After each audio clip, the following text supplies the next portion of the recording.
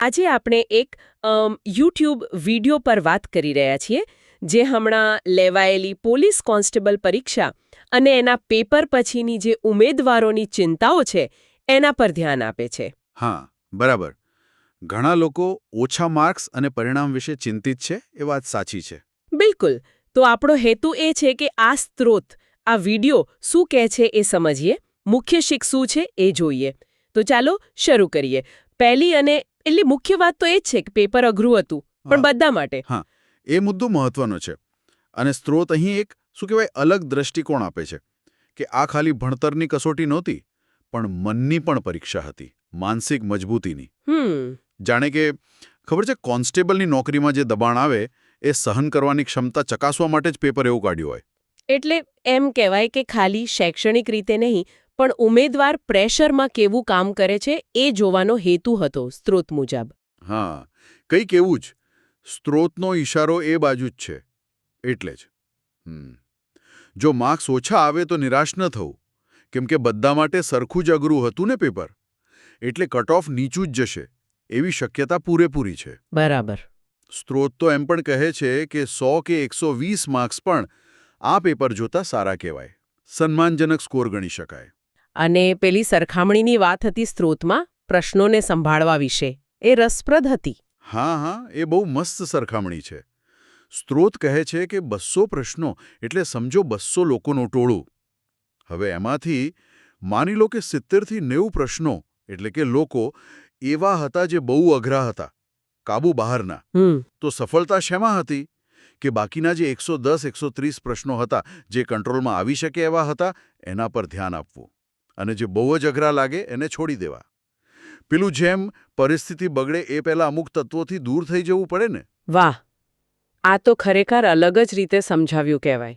હા, એટલે એ ખાલી જ્ઞાનની નહીં પણ વ્યૂહરચનાની પણ પરીક્ષા હતી. ટાઈમ મેનેજમેન્ટ અને શું છોડવું એની સમજ. બરાબર. તો આ સમજ પછી સ્ત્રોત આગળ શું શીખ આપે છે? આ અનુભવમાંથી શું લેવાનું? સ્ત્રોત પછી એક થોડી ધારદાર સરખામણી વાપરે છે.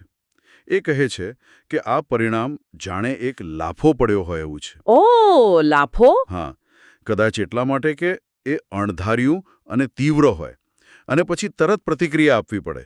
સ્ત્રોત પૂછે છે, આ લાફા પછી શું? હાર માની લેવાની કે પછી પાછા ઊભા થવાનું અને વધારે જોરથી તૈયારી કરવાની? મુખ્ય સંદેશ એ જ છે, મનથી ના હારવું, હિંમત રાખવી. પણ એ કહેવું સહેલું છે ને કે ઊંચું લક્ષ્ય રાખો કે ફરી ઊભા થાઓ. જ્યારે વારંવાર આવી અઘરી પરીક્ષાઓ આવે, નિષ્ફળતા મળે, ત્યારે હતાશા તો આવે જ ને. એના વિશે સ્ત્રોત કંઈ કહે છે? હા, એ વાત સાચી છે. સ્ત્રોત સીધી રીતે નહીં પણ આડકતરી રીતે આ મુદ્દાને સ્પર્શે છે. એ માને છે કે સરકારી નોકરીની તૈયારી એ લાંબી અને માનસિક કસોટી છે. દરેક વખતે પડકાર જુદો હોઈ શકે, પણ એનો જવાબ એક જ છે, તૈયારી ચાલુ રાખવી, જ્યાં સુધી સફળતા ના મળે. અને પેલું કહ્યું એમ, જો કોન્સ્ટેબલ નહીં તો એનાથી ઉપરનું પદ, પીએસઆઈ કે બીજી પરીક્ષાઓ, નીચે જોવાનું જ નહીં, કહે છે. તો આ નિરાશાની વચ્ચે કોઈ આશાનું કિરણ ખરું? બીજા રસ્તાઓ છે? સ્ત્રોત કંઈ કહે છે એના વિશે? હા, ચોક્કસ. સ્ત્રોતમાં આવનારી ભરતીઓનો ઉલ્લેખ છે, એ બહુ મહત્વનું છે. જેમ કે એસએસસી એમટીએસ છે, એટલે સ્ટાફ સિલેક્શન કમિશનની મલ્ટીટાસ્કિંગ સ્ટાફ પરીક્ષા, ધોરણ 10 પાસ પર, અને હવે ગુજરાતીમાં પણ. ઓહ, ગુજરાતીમાં પણ? એ તો સારું કહેવાય. હા, પછી CHSL છે, એટલે કે 12મા ધોરણ પરની પરીક્ષા. તલાટીની ભરતીની પણ શક્યતાઓ છે. અને ખાસ તો રેલવે ભરતી બોર્ડ RRB, એની એનટીપીસી અને ગ્રુપ ડીની હજારો જગ્યાઓ આવવાની શક્યતા છે. હજારો જગ્યાઓ? હા, હજારો. અને એ પણ લગભગ સપ્ટેમ્બર-ઓક્ટોબર આસપાસ. અને એમાં પણ ગુજરાતીમાં પરીક્ષા આપી શકાશે.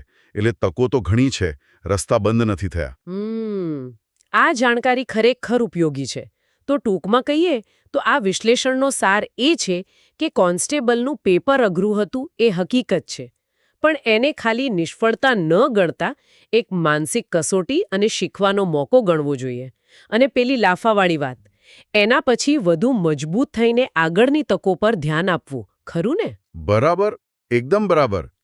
અને પેલો મુખ્ય સંદેશ, લક્ષ્ય હંમેશા ઊંચું રાખવું, એક રસ્તો અઘરો લાગે કે બંધ થાય તો બીજા એનાથી મોટા રસ્તા તરફ નજર કરવી. માનસિક સ્થિરતા બહુ જ જરૂરી છે આ આખી સફરમાં. તો આજના માટે આપણે અહીં અટકીએ, પણ એક વિચાર જરૂર મૂકીને જઈએ છીએ. જીવનમાં જ્યારે આવા અણધાર્યા લાફા કે પડકારો આવે ત્યારે વ્યક્તિ એને પોતાની પ્રગતિ માટે બળતણમાં, પ્રેરણામાં કેવી રીતે બદલી શકે એ વિચારવા જેવું ખરું?